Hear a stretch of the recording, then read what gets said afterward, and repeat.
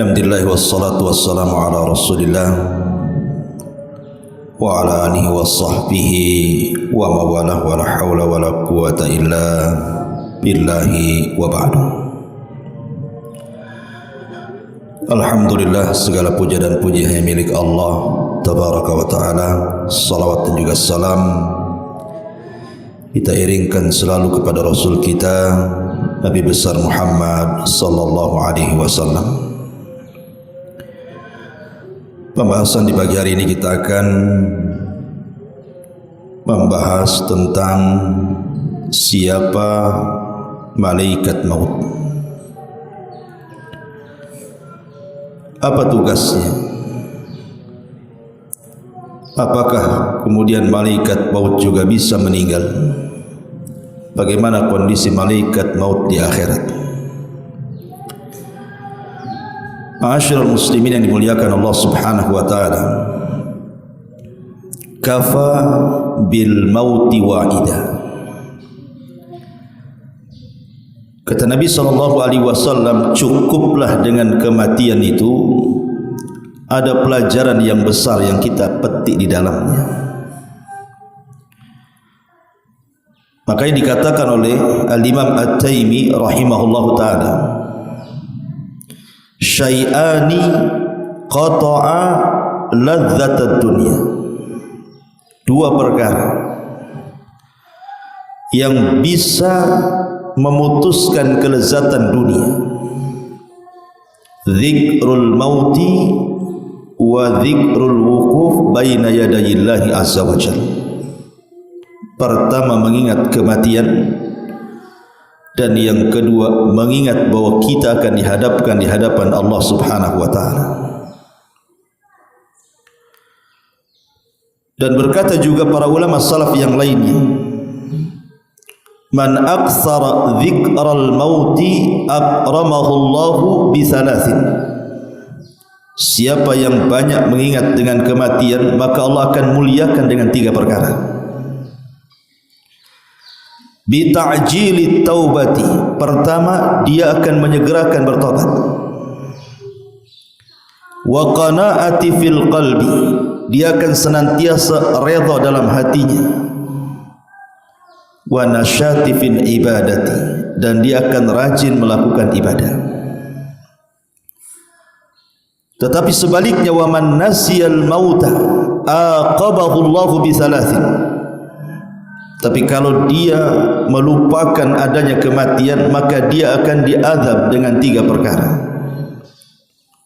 Bitaswifit taubati, dengan menunda-nunda taubat. Wa tarkir ridha bil qalil, dia tidak senang dengan pemberian Allah yang sedikit. Wa takasulin fil ibadati, dan dipastikan dia malas beribadah. Ma'asyiral muslimin yang dimuliakan Allah Azza wa Jalla, kullu nafsin dha'iqatul maut, setiap jiwa pasti mati. Falaula idza balagatil hulqum wa antum hina idzin tanzurun wa nahnu aqrabu ilaihi minkum walakin la tubsirun falaula in kuntum ghaira madinin tarji'unaha in kuntum shadiqin. Maka kalau begitu, mengapa tidak mencegah ketika nyawa telah sampai di kerongkongan dan kamu ketika itu mampu melihat, dan kami lebih dekat kepadanya daripada dirimu sendiri, tapi kamu tidak bisa melihatnya. Maka mengapa jika kamu memang tidak dikuasai oleh Allah, kamu tidak mengembalikan nyawa itu jika kamu memang orang yang benar? Artinya kematian itu pasti akan mendatangi siapapun. Dan orang yang pertama kali bercita-cita ingin mati adalah Nabi Yusuf alaihi salatu wassalam. Disebutkan dari Ibnu Abbas radhiyallahu anhuma, awwalu nabiyyin sa'alallah al-mauta Yusuf.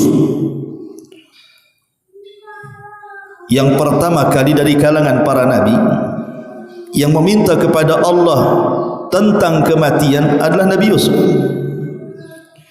Dan itu disyaratkan di dalam firman Allah surah Yusuf ayat 101, Rabbi qad ataitani minal mulki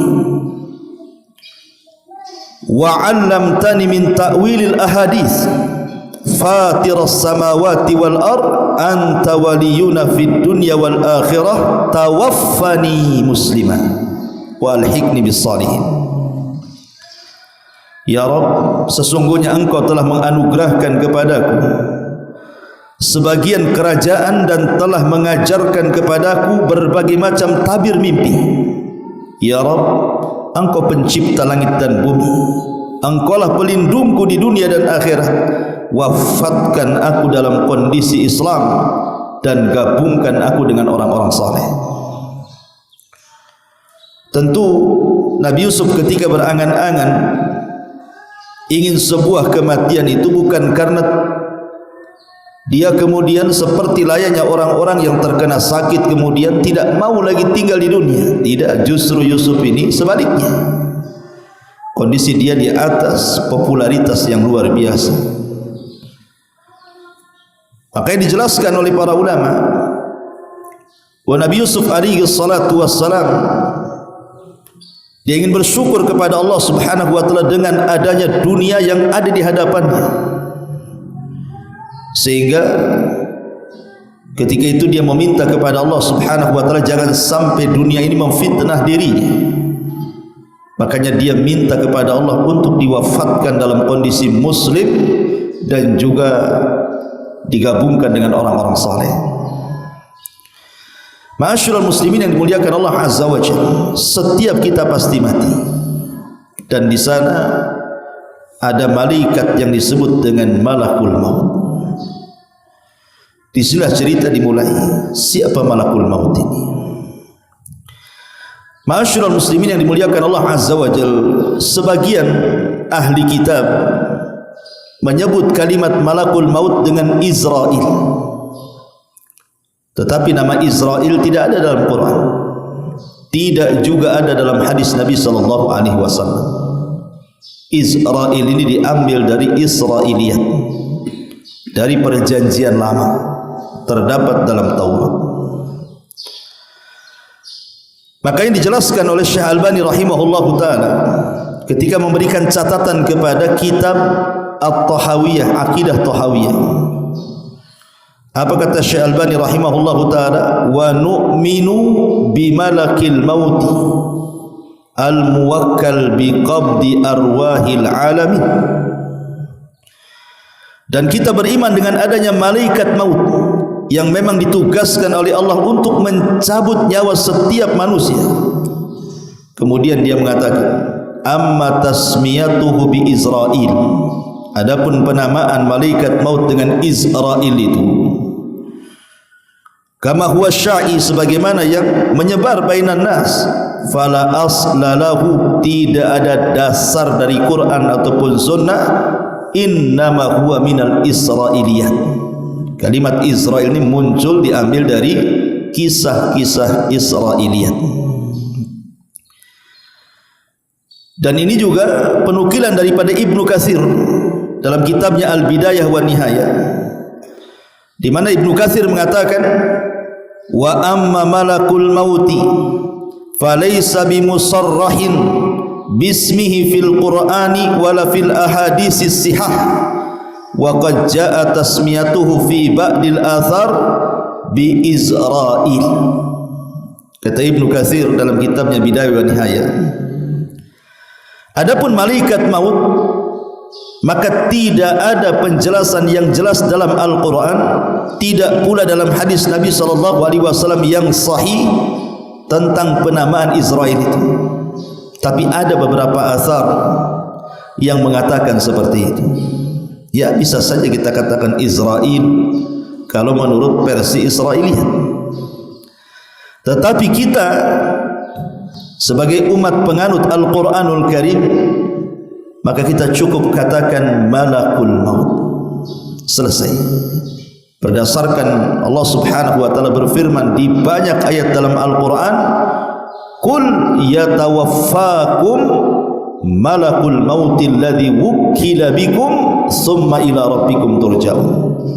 katakanlah, malaikat maut yang diserahi untuk mencabut nyawamu akan mematikan kamu, kemudian kepada Tuhanmu kamu akan dikembalikan. Di sini Allah mengatakan malakul maut, bukan Israel. Ma'asyiral muslimin yang dimuliakan Allah Subhanahu wa taala. Lalu apa tugas malaikat maut ini? Tugas malaikat maut, ya sebagaimana namanya, malaikat kematian. Artinya tugasnya adalah mencabut nyawa. Sejak kapan dia ditugaskan untuk mencabut nyawa? Al-Imam Ibnu Katsir rahimahullahu taala dalam kitabnya Al-Bidayah wa Nihayah, beliau menyebutkan beberapa asar berkenaan tentang penciptaan atau awal penciptaan Adam alaihi salatu wassalam. Jadi ketika Adam alaihi salatu wassalam diciptakan, sebelum diciptakan, maka Allah utus Jibril untuk datang ke bumi, kemudian mengambil sebagian tanah yang ada di bumi.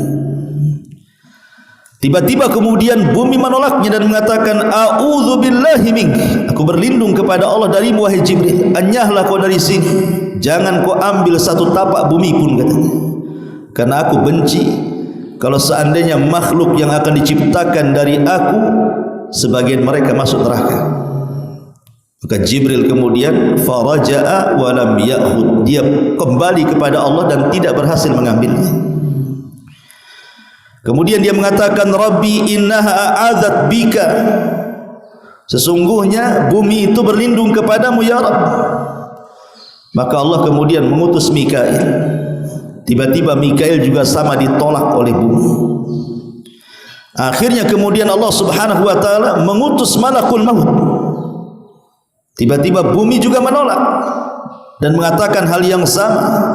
Tapi malaikat maut mengatakan, wa ana a'udzu billahi an arji, kalau engkau berlindung kepada Allah agar aku kembali kepada Allah dan tidak mengambil tanah ini, maka aku pun berlindung kepada Allah untuk kembali dan tidak mengambil tanah.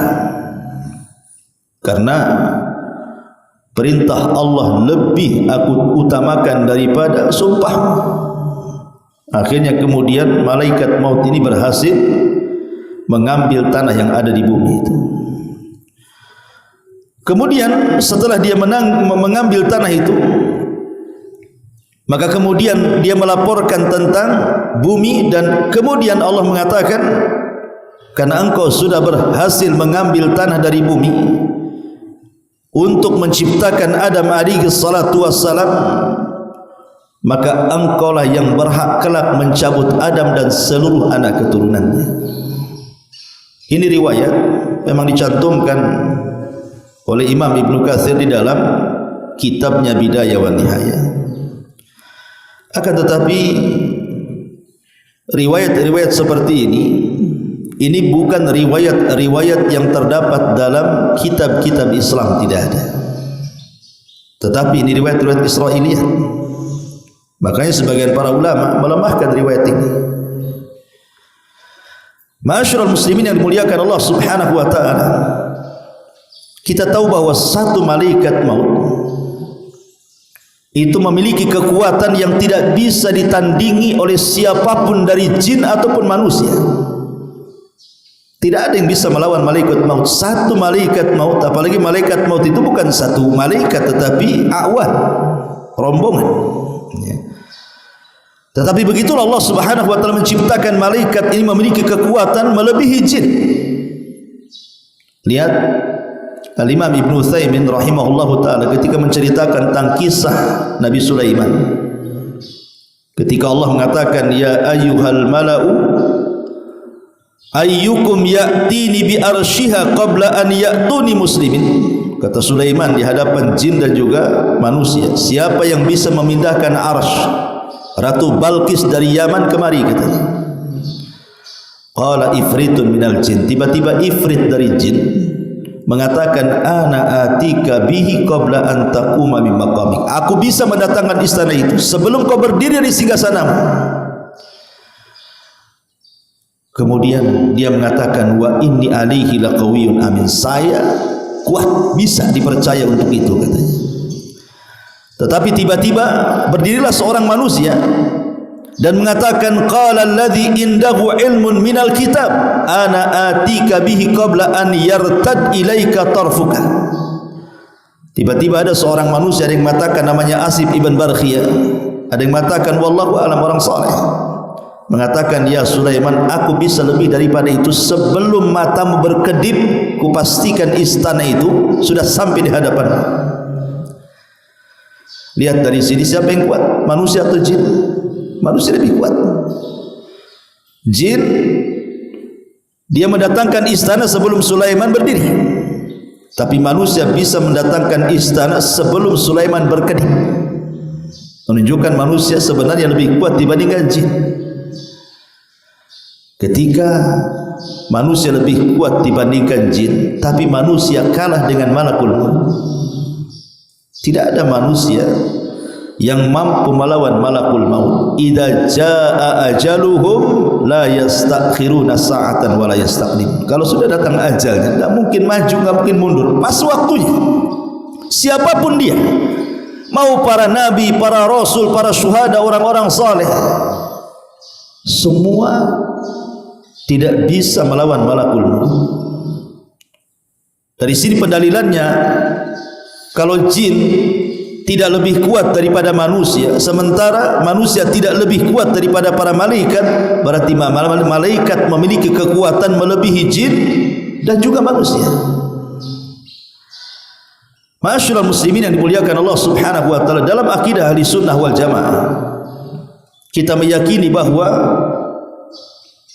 malaikat maut itu ada, dan itu berdasarkan beberapa dalil dalam Quran. Kita akan baca. Pertama, dalam surah As-Sajdah ayat 11, Allah mengatakan, kul yatawaffakum malakul mauti alladhi wukila bikum thumma ila rabbikum turja'un. Katakanlah, malaikat maut yang diserahi untuk mencabut nyawamu akan mematikan kamu, kemudian kepada Tuhanmu kalian dikembalikan. Kemudian dalam surah Al-An'am ayat 61 Allah katakan, hatta idza jaa ahadakumul maut tawaffathu rusuluna wa hum la yufarritun. Allah mengatakan, sehingga ketika datang kepada salah seorang di antara kalian kematian, maka malaikat-malaikat kami yang mencabut nyawanya, dan mereka tidak pernah lalai dari tugasnya. Dan Allah juga katakan dalam surah Al-An'am ayat 93, walau tara idzi zalimuna fi ghamaratil maut wal malaikatu basitu aydihim akhriju anfusakum. Alangkah dahsyatnya sekiranya kamu melihat di waktu orang-orang zalim berada dalam tekanan sakaratul maut, sedang para malaikat memukul dengan tangannya sambil berkata, keluarlah nyawamu. Kemudian juga Allah mengatakan dalam surah Al-Anfal ayat 50, walau tara id yatawaffa alladhina kafaru al-malaikatu yadribuna wujuhahum wa adbarahum wa dhuqu adzabal hariq. Dan sekiranya kamu melihat ketika para malaikat maut mencabut nyawa orang-orang kafir sambil memukul wajah dan punggung mereka seraya berkata, rasakanlah olehmu siksa neraka yang membakar. Kemudian Allah juga katakan dalam surah An-Nahl ayat 28 sampai 32, alladzina tawaffahumul malaikatu zalimi anfusihim, sampai kepada alladzina tawaffahumul malaikatu tayyibina yaquluna salamun alaikum udkhulul jannah bima kuntum ta'malun. Orang-orang yang dicabut nyawanya oleh para malaikat dalam keadaan berbuat zalim kepada diri mereka, mereka menyerahkan diri sambil berkata, kami tidak pernah mengerjakan satu kejahatan pun. Sampai malaikat mengatakan, pernah, sesungguhnya Allah mengetahui apa yang telah kalian kerjakan. Kemudian Allah ulang juga dalam surah An-Nisa 97-nya, innal ladzina tawaffahumul malaikatu zalimi anfusihim qalu fima kuntum qalu kunna mustad'afina fil ardh. Sesungguhnya orang-orang yang dicabut nyawanya oleh malaikat maut dalam keadaan menzalimi diri mereka, mereka para malaikat bertanya, bagaimana kamu ini? Qalu, mereka mengatakan, alam takun ardullahi wasiyah, bukankah bumi Allah itu luas? Kemudian dalam surah Muhammad ayat 27 Allah mengatakan, fa kaifa idza tawaffathumul malaikatu yadribuna wujuhahum wa adbarahum. Maka bagaimana nasib mereka apabila malaikat maut mencabut nyawa mereka, memukul wajah dan punggung mereka, dan begitu seterusnya. Quran sudah tegas menjelaskan bahwa tugas malaikat maut adalah mencabut nyawa, dan mereka adalah malakul maut, bukan Israel. Ma'asyiral muslimin yang dimuliakan Allah Subhanahu wa taala. Adapun kisah tentang pencabutan nyawa dijelaskan dalam hadis yang panjang sekali dari Bara bin Azib radhiyallahu anhu. Ketika Nabi SAW mengatakan, innal abdal mu'min idza kana fi inqita'in minad dunya wa iqbalin minal akhirah nazala ilaihi malaikatun minas sama bidul wujuh ka'anna wujuhahum syams ma'ahum kafanun min akfanil jannah wa hanutun min hanutil jannah hatta yajlisu minhum ad-dal basar thumma yaji'u malakul maut alaihi salam. Wa innal abdal kafir wa fi riwayah al fajir idza kana fi inqita'in minad dunya wa iqbalin minal akhirati nazala ilaihi minas sama'i malak ghiladun shidad sudul wujuh thumma yaji malakul mauti hatta yajlisa inda ra'si wa yaqul ayyatuhan nafsul khabithah. Dari hadis Bara bin Azib radhiyallahu anhu, Nabi mengatakan, sesungguhnya hamba mukmin apabila mereka hendak meninggalkan dunia dan menghadap akhirat, maka malaikat dari langit akan turun. Wajah mereka sangat putih, seolah-olah wajah mereka itu laksana kilatan cahaya matahari. Kemudian mereka membawa kain kafan dari kafan-kafan sorga, minyak wangi dari minyak wangi sorga. Kemudian mereka duduk sejauh mata memandang. Kemudian datanglah malaikat maut dan mencabut nyawa hamba mukmin tadi. Adapun hamba kafir, dalam riwayat hamba fajir, apabila hendak memisahkan diri dari dunia dan menghadap akhirat, turun malaikat dari langit sangat keras, wajahnya sangat hitam. Kemudian datanglah malaikat maut sehingga dia duduk di hadapan kepala orang fajir yang akan meninggal dan akan mengatakan, jiwa yang buruk, keluar kamu. Di sini kita tahu bahwa setiap manusia mukmin ataupun kafir akan didatangi oleh malaikat maut.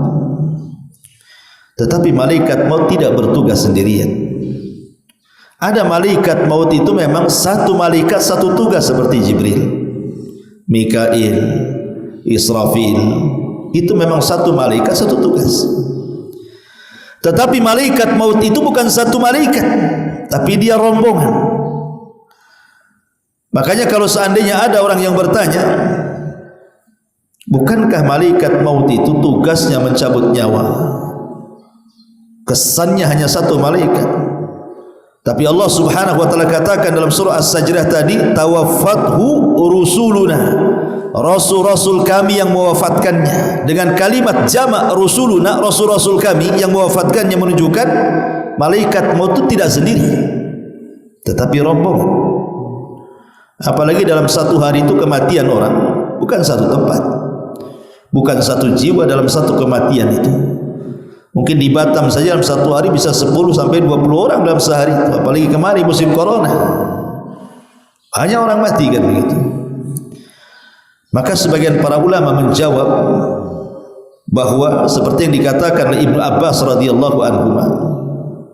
Apa kata Ibnu Abbas ketika menjelaskan surah Al-An'am ayat 61, tawaffathu rusuluna wa hum la yufarritun, rasul-rasul kami yang mewafatkannya dan mereka tidak lalai dari tugas. Qala, dia mengatakan, inna limalakil mauti a'wanan minal malaikah. Sesungguhnya malaikat maut itu memiliki teman-teman dari kalangan malaikat yang lainnya. Artinya dia tidak bertugas sendirian. Dari sini kata Syekh Utsaimin rahimahullahu taala, dia mengatakan, inna malakal mauti lahu a'wan yu'inunahu ala ikhrajir ruh minal jasadi hatta yusiluna ilal hulqum. Jadi malaikat-malaikat yang bersama malaikat maut itu, dia bertugas untuk mengeluarkan ruh, mendorong ruh dari badan kita sampai diletakkan di hulqum di sini. Kalau ruh sudah sampai di hulqum, di tenggorokan, itulah tugas malaikat maut yang mengambilnya. Makanya dia mengatakan sesungguhnya malaikat maut memiliki awan, pembantu-pembantu yang menolong untuk mengeluarkan ruh dari jasad manusia, di mana tugas mereka adalah mendorong ruh itu sampai kepada hulqum. Fa idza awsaluha ilal hulqum qabadhaha malakul maut. Ketika mereka sudah berhasil membawa ruh itu sampai di tenggorokan, disitulah tugas malaikat maut mencabut nyawa lewat mulut setiap hamba, karena ruh itu keluar dari mulut. Lah ketika ruh itu keluar dari mulut, maka pandangan akan mengikutinya. Kata Rasul, idza qubidatir ruh tabi'ahul basar. Kalau ruh keluar, mata kita mengikuti. Maka setiap orang meninggal itu kebanyakan melotot, maka disunahkan untuk ditutup matanya supaya tidak menakutkan. Ma'asyiral muslimin yang dimuliakan Allah Subhanahu wa taala, tentu ketika malaikat maut mencabut ruh orang yang beriman akan berbeda dengan mencabut ruh orang kafir. Orang kafir apabila dicabut berdasarkan ayat tadi, surah Al-An'am ayat 93, wa tara walau tara idz zalimuna fi ghamaratil maut wal malaikatu basitu aydihim akhriju anfusakum al yawma tujzauna adzabal hun bima kuntum taqulun 'ala Allah ghairal haqqi wa kuntum an ayatihi tastakbirun. Alangkah dahsyatnya, kata Allah, sekiranya kamu melihat di waktu orang-orang zalim berada dalam tekanan sakaratul maut itu, sedang para malaikat memukul-mukul dengan tangannya wajah dan punggung-punggung mereka seraya mengatakan, keluarlah nyawamu wahai fulan. Di hari ini kamu dibalas dengan siksa yang sangat menghinakan, karena kamu selalu mengatakan terhadap Allah perkataan yang tidak benar, dan karena kamu selalu menyombongkan diri terhadap ayat-ayatnya.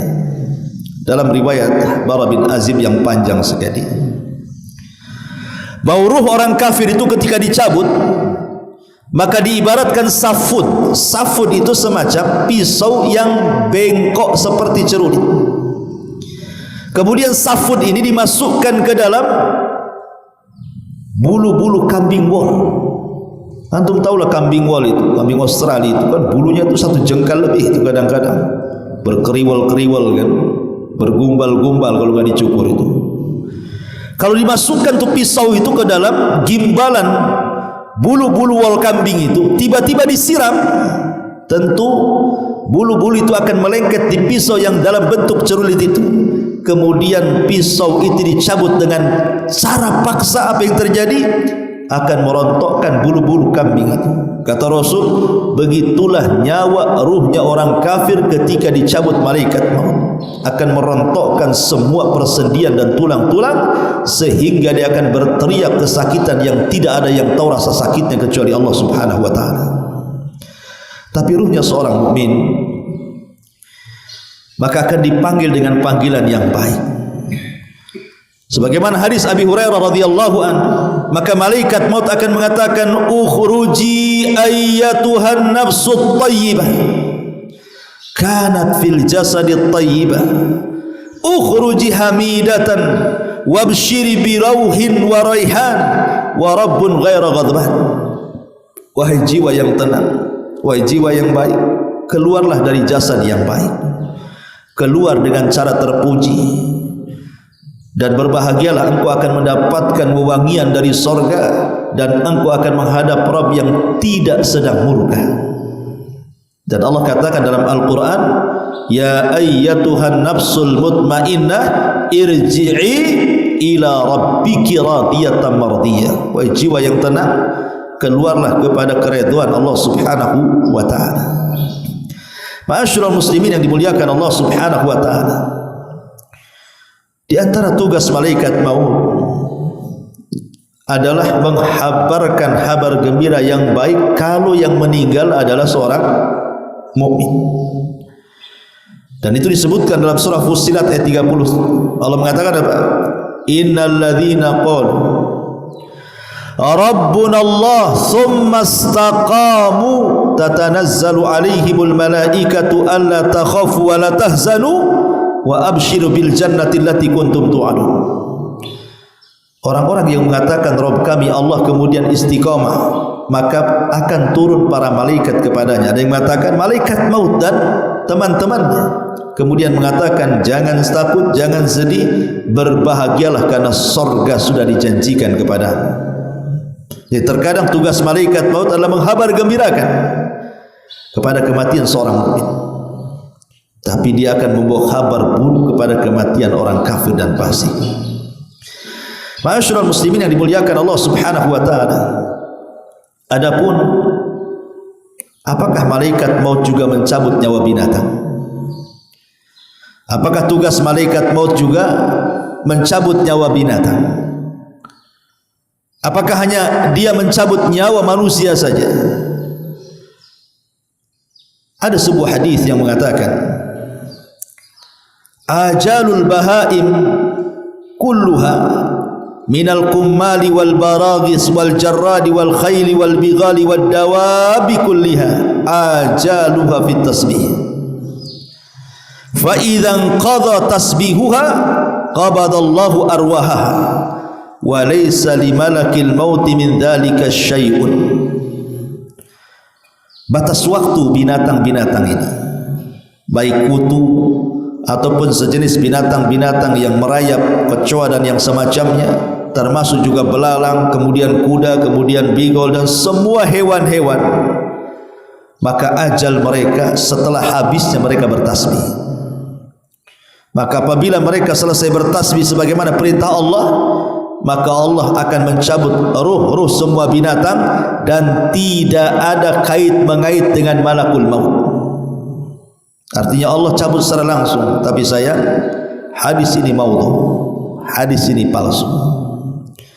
Karena Imam Al-Qurtubi rahimahullahu taala ketika menukilkan perkataan Imam Malik rahimahullahu taala, Imam Malik ditanya soal kematian binatang.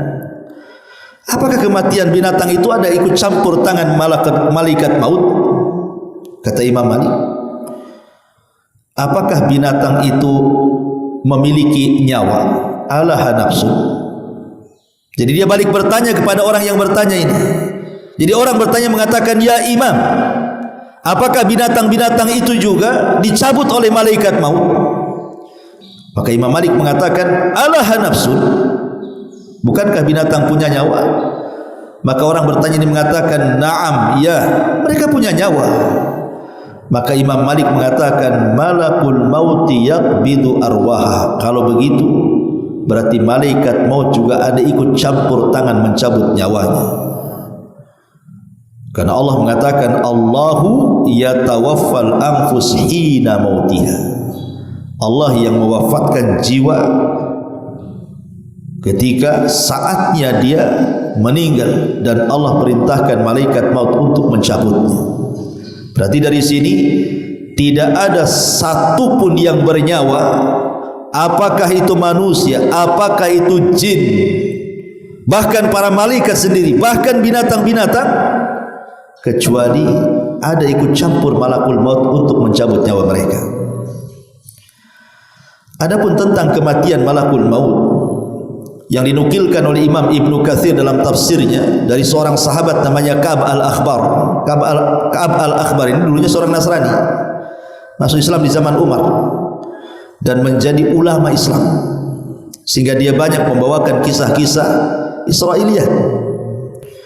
Dan kisah-kisah Israiliyat ini Nabi SAW pernah mengatakan, hadithu ambani Israel wala haraj. Ceritakan tentang kisah Israel, tidak mengapa. Tetapi kata Rasul, jangan kau benarkan secara mutlak, jangan pula kau dustakan secara mutlak. Ya, kisah Israiliyat ini diceritakan sebagai pelezat saja, karena sandaran kita adalah Al-Quran dan Sunnah. Disebutkan dalam riwayat yang panjang sekali dari Abu Hurairah radhiyallahu anhu. Jadi saat kiamat datang, ji'a malakul mauti ilal jabbar, didatangkan malaikat maut menghadap Allah Subhanahu wa taala. Jadi ketika seluruh manusia sudah mati, semua jin sudah mati, semua binatang sudah mati, sebagian besar malaikat mati, maka malaikat maut dipanggil oleh Allah Azza wa Jalla dan dikatakan kepada malaikat maut, man baki, siapa yang tersisa? Ada lagi yang masih hidup, siapa yang tersisa? Maka dia mengatakan, al hayyul ladzi la tamut, jiwa yang tidak akan pernah mati, engkau ya Rabb. Di sana masih ada Jibril, masih ada Mikail. Maka Allah Subhanahu wa taala mengatakan, pergi cabut kedua malaikat itu nyawanya. Akhirnya malaikat maut mencabut nyawa Jibril, kemudian mencabut nyawa Mikail. Kemudian malaikat maut datang kepada Allah Subhanahu wa taala dan mengatakan, ya Rabb, aku sudah mencabut nyawa keduanya. Bahkan dalam riwayat Jibril itu sampai menangis. Ketika dicabut oleh malaikat maut, Jibril menangis dan mengatakan, ya Rabb, hawwin alaina sakaratil maut. Ya Rabb, ringankan bagiku sakaratul maut, katanya. Tapi tetap dicabut nyawanya. Ketika sudah tidak ada malaikat maut, tidak ada para malaikat, sudah mati semua, dicabut nyawanya oleh malaikat maut, tinggal malaikat maut saja yang masih hidup. Dia menghadap kepada Allah Subhanahu wa taala dan melaporkan bahwa semua sudah dicabut nyawanya. Kemudian Allah mengatakan, man baki, siapa yang tersisa? Maka dia mengatakan, tidak ada ya Rabb, tidak ada, illa abdukal fakir, kecuali hambamu yang fakir ini. Maka Allah mengatakan, mut, mati kamu. Maka malaikat maut pun mati. Ketika sudah tidak ada lagi makhluk yang hidup, tidak binatang, tidak malaikat, tidak manusia, tidak jin, maka Allah Subhanahu wa taala akan berteriak di alam semesta dan mengatakan, limanil mulkul yaum, milik siapa kekuasaan ini? Itulah kalimat dalam surah Al-Fatihah, maliki yaumiddin. Kita sering membaca kalimat ini 17 kali dalam salat kita, maliki yaumiddin, raja pada hari kebangkitan. Maksudnya disyaratkan kepada perkataan Allah Subhanahu wa taala di sini, limanil mulkul yaum, kekuasaan ini milik siapa? Milik siapa kekuasaan ini? Jin sudah tidak ada, malaikat sudah tidak ada, manusia sudah tidak ada, binatang sudah tidak ada. Allah katakan, limanil mulkul yaum. Tidak ada yang jawab karena tidak ada makhluk. Maka Allah jawab sendiri, lillahil wahidil qahhar, kata Allah. Kekuasaan ini milik zat yang satu, yang maha perkasa. Akulah yang perkasa itu, kata Allah. Ma'asyiral muslimin yang muliakan Allah Azza wa Jalla. Hadis ini dikeluarkan oleh Imam Abi Dunya dalam kitab Al-Ahwal, kemudian Ibnu Abi Hatim dalam tafsirnya, kemudian Abu Ya'la, dan banyak sekali. Makanya kemudian Imam Ibnu Katsir menukilkan riwayat ini dalam tafsirnya. Walaupun sekali lagi ini lebih kepada kisah Israiliyat. Ini lebih kepada kisah Israiliyat, dan sebagian para mengatakan ini tidak sahih. Sehingga kita harus yakini bahwa semua manusia itu mati. Bagaimana caranya? Wallahu a'lam. Kullu man 'alaiha fan wa yabqa wajhu rabbika dzil jalali wal ikram. Semua mati. Ya. Ma'asyiral muslimin yang dimuliakan Allah Azza wa Jalla, ada kisah-kisah menarik kita bacakan, walaupun sebagiannya sahih, sebagiannya diperselisihkan, bahkan sebagiannya maudhu, tentang kisah malaikat maut mendatangi para nabi. Kisah yang pertama adalah kisah malaikat maut dan Nabi Musa. Kisah ini sahih karena dicantumkan dalam riwayat Muslim dan juga yang lainnya dari hadis Abi Hurairah radhiyallahu anhu. Ja'a malakul maut ila Musa. Malaikat maut datang kepada Nabi Musa dan mengatakan, ajib rabbaka, penuhilah panggilan Tuhan wahai Musa. Maksudnya kau sudah sampai waktu wafatmu. Falattama Musa alaihi salam aina malakil maut. Marah Musa, ditampar pula malaikat maut, keluar matanya. Malaikat maut tampar sama Musa. Karena ketika itu malaikat maut dalam bentuk manusia masalahnya. Kalau dia datang dalam bentuk malaikat maut tidak bisa ditampar. Dia mendatangi Nabi Musa dalam bentuk manusia. Ketika dia mengatakan seperti itu, ajib rabbaka, Musa, penuhi panggilan Rabbmu, kau harus mati hari ini katanya. Ya Musa emosi lah dibilang begitu. Ditampar malaikat maut itu, keluar biji matanya. Waraja'al malak ilallah, maka malaikat maut akhirnya melapor kepada Allah dan mengatakan, ya Rabb, innaka arsaltani ila abdin laka la yuridul maut. Ya Rabb, kau utus aku kepada hamba yang tak mau mati. Cemana pula ni katanya. Maka Allah subhanahu wa ta'ala mengatakan, setelah kemudian mengembalikan kedua matanya, maka Allah mengatakan, irji ila abdi, datang kau lagi kepada hambaku Musa.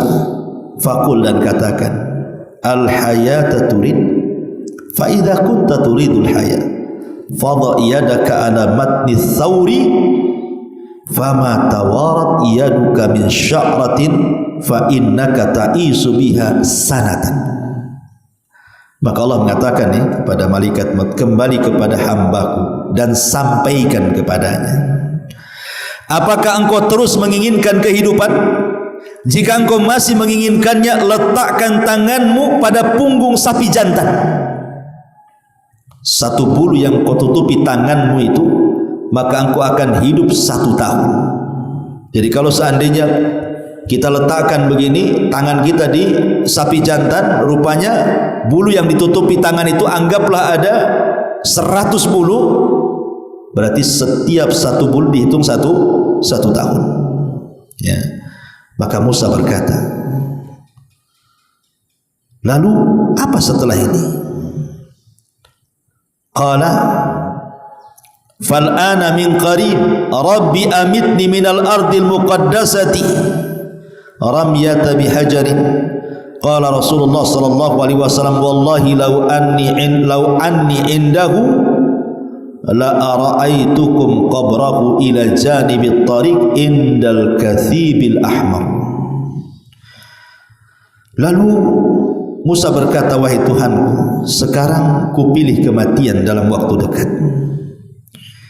Artinya akhirnya Musa pasrah, udah cabut aja lah daripada tak dicabut gitu. Cabut aja lah katanya. Kemudian Nabi SAW menyampaikan keinginannya, matilah aku dekat tanah suci Baitul Maqdis sedekat lemparan batu. Rasulullah SAW kemudian menambahkan, demi Allah, andai aku berada di sisi Musa, niscaya akan aku perlihatkan kepada kalian kuburnya berada di pinggir jalan, tepatnya pada gundukan pasir. Hadis ini sahih kan, riwayat Muslim. Tapi masalahnya di sana ada riwayat yang berbeda. Riwayat seperti malaikat maut ketika mendatangi wazirnya Sulaiman, dan ini banyak dinukilkan juga oleh ahli tafsir masalahnya dalam tafsir Jalalain dan yang lainnya. Jadi satu hari Nabi Sulaiman ini sedang berbincang dengan wazirnya, dengan menteri kesayangannya, bincang. Tiba-tiba diketuklah pintu kantor. Ketika diketuk pintu itu, dibukalah oleh Sulaiman. Nampak pula yang datang itu orang yang sangat menyeramkan, menatap wajah sang wazir, menterinya Sulaiman, kemudian pergi. Setelah berbincang dengan Sulaiman, jadi si wazir ini, menterinya Sulaiman, bertanya, siapa dia? Kata Sulaiman, itu malaikat maut, mau nyabut nyawa orang katanya. Gemetarlah ini si menteri ini, jangan-jangan dia mau mencabut nyawa saya pula katanya.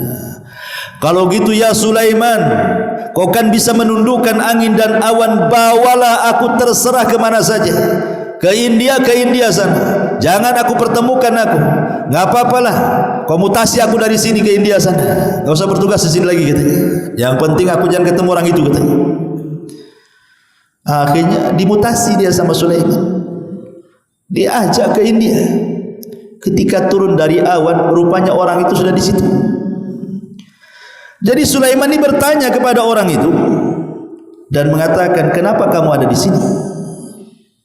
Maka kemudian dia mengatakan, Allah barusan merintahkan aku untuk nyabut nyawa orang dan dia ada di sini. Ku tengok-tengok tak ada, rupanya ada kamu dan dia. Mungkin dialah katanya. Akhirnya dicabut nyawanya. Subhanallah. Itulah ketika Allah mengatakan idza jaa ajaluhu la yastakhiruna sa'atan wa la yastaqdimun. Kalau datang ajalnya tidak mungkin maju, tidak mungkin mundur kan itu. Tapi kisah ini disebutkan juga oleh Ibnu Abi Syaibah dalam kitab Musannaf, dan Ats-Tsa'labi dalam tafsirnya, Imam Ahmad dalam Zuhud, Ibnu Battah dalam Ibanah, Al-Asbahin dalam Azamah, Ibn Wahab dalam Tarikh Ad-Dimashqi, Abu Nu'aim dalam Hilyah, dan begitu seterusnya. Tetapi sekali lagi sebagian para ulama mengatakan sanadnya ini mauquf. Maksudnya mauquf tidak sampai kepada Nabi, tetapi ini ucapan seorang sahabat.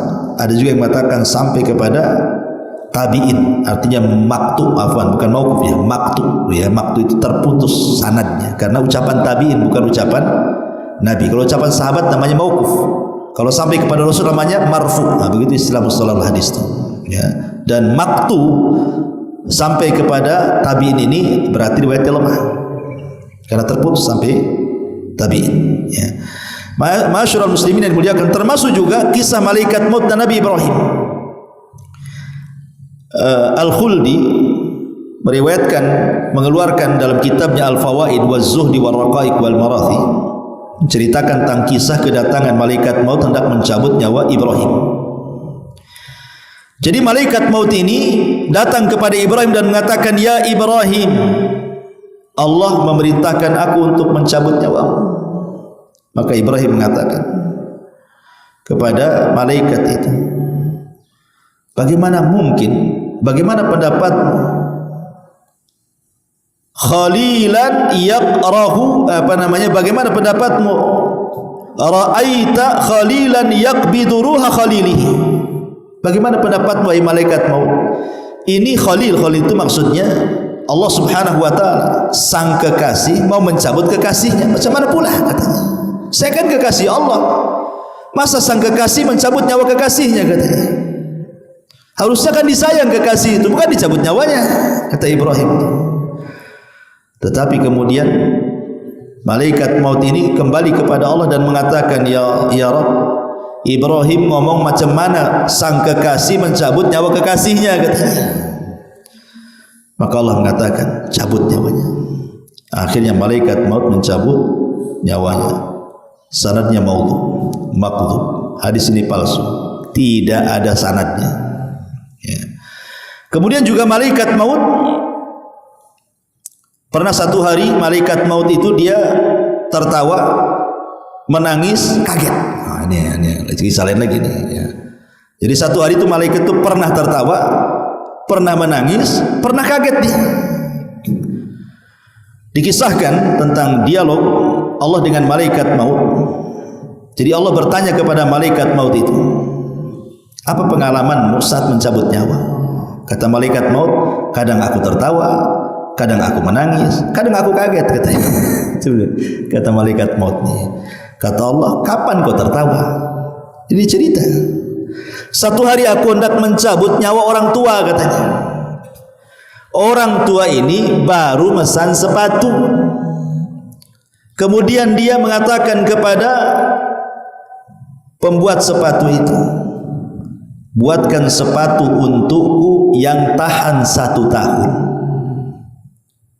Buatkan sepatu untukku yang tahan 1 tahun, jangan cepat rusak." Maka sudah dipesan sepatunya. Kata malaikat maut, "Sayang, sebelum dipakai dah aku cabut nyawanya," katanya. Belum pun dipakai sepatu itu, sudah aku cabut nyawanya. Aku tertawa, kata malaikat maut. Kasihan dia, udah pesan setahun pula, udah mati duluan katanya. Kemudian, "Kapan aku menangis? Kapan kau menangis?" kata Allah. Kemudian malaikat maut mengatakan, "Saat aku mencabut nyawa seorang wanita." Ketika itu dia sedang menyusui anaknya di tengah padang pasir. Ketika itu aku memandang bayinya. Kalau seandainya aku cabut nyawa wanita ini, siapa yang merawat bayinya? Dia sendirian di padang pasir. Aku pun menangis kasihan, tapi tetap ku cabut karena perintah Allah. Adapun aku kaget ketika aku mencabut seorang alim, mencabut seorang ulama, dia bilang. Tiba-tiba ketika aku hendak mencabutnya, aku kaget karena di dahinya ada cahaya. tetapi tetap saja aku pun mencabut dia dan cahayanya. Tapi hadis ini dipermasalahkan juga oleh para ulama, karena hadis ini dilemahkan, tidak ada sanadnya sampai kepada Nabi sallallahu alaihi wasallam. Tetapi yang mungkin yang banyak dikisahkan adalah kisah tentang malaikat maut dan Nabi Yakub. Nah, itu dijelaskan, pernah saya juga jelaskan dalam khutbah Jumat, ketika Nabi Yakub didatangi malaikat maut, kemudian dikatakan, kata Yakub, kenapa kau tidak mengantarkan tanda-tanda sebelum kau cabut nyawaku? Entah 2 atau 3 tanda jadilah, katanya.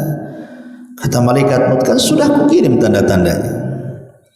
Kata Yakub, apa tanda-tandanya? Bayadu ra'sika ba'da sawadi, inhina'u dhahrika ba'da istiqamati, wa dha'fu badanika ba'da quwwatihi, hadihi rusul ila bani Adam qabla al-mauti. Putih rambutmu yang dulunya hitam, bungkuk badan yang dulunya tegak, lemah badanmu yang dulunya kuat, itulah tanda kau dekat dengan mati, katanya. Dan tanda ini akan berlaku kepada seluruh anak Adam. Masyarakat muslimin yang dimuliakan Allah Azza wa Jalla, sekilas tentang beberapa kisah seputar malaikat maut. Tapi yang jelas bahwa kematian adalah makhluk Allah. Malaikat maut adalah makhluk Allah. Kematiannya itu sendiri adalah makhluk Allah. Dan nanti pada hari kiamat, ketika penduduk sorga masuk ke dalam sorga, penduduk neraka masuk ke dalam neraka, dan sudah tidak ada lagi syafaat, tidak ada lagi rahmat, semua sudah menduduki tempatnya masing-masing. Ji'abil mauti, maka Allah akan datangkan kematian ala suratil kabshan amlah, dalam bentuk kambing yang ada hitam putihnya. Kemudian Allah gorok tuh kambing itu, simbol bahwa tidak ada kematian lagi. Maka Allah Subhanahu wa taala akan menyuruh kepada penduduk sorga, ya ahlal jannah khuludun la mauta lakum. Hei ahli sorga, kekal kau kalian, kau dapat nikmat yang kekal di situ. Wa ya ahlan nar khuludun la mauta lakum. Kalian juga penduduk neraka, kekal di dalamnya, rasakan azab. Ketika kematian sudah tidak ada lagi, berarti yang ada hanya kekekalan. Itulah Allah katakan, innal ladzina amanu wa amilus salihat ulaika ashabul jannah hum fiha khalidun. Orang-orang yang beriman dan beramal saleh, mereka akan masuk surga dan mereka akan kekal di dalamnya selama-lamanya. Tapi lihat Allah katakan kepada penduduk neraka, innal ladzina kafaru wa kadzdzabu bi ayatina ulaika ashabun nar hum fiha khalidun. Orang-orang yang kafir dan mendustakan ayat-ayat kami, maka mereka akan masuk ke dalam neraka dan mereka kekal di dalamnya selama-lamanya. Subhanallah bihamdika asyhadu an la ilaha illa anta astaghfiruka wa atubu ilaik. Allahu taala alam. Assalamualaikum warahmatullahi wabarakatuh.